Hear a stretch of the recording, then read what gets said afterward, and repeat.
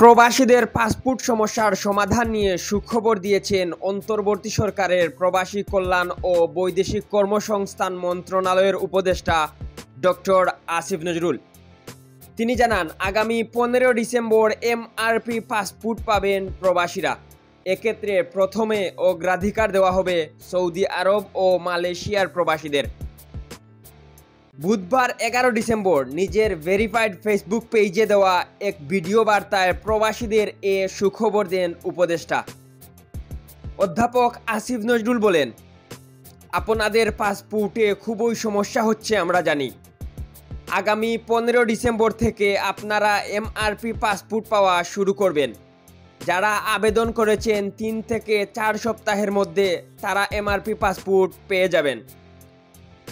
উপদেষ্টা আরও জানান, পাসপোর্ট প্রাপ্তিতে প্রথমে অগ্রাধিকার দেওয়া হবে সৌদি আরব ও মালয়েশিয়াকে। এরপর যেসব কান্ট্রিতে ডিমান্ড বেশি তাদের প্রায়োরিটি দিয়ে সমস্যাটা 3 থেকে 4 সপ্তাহের মধ্যে সমাধান করা হবে।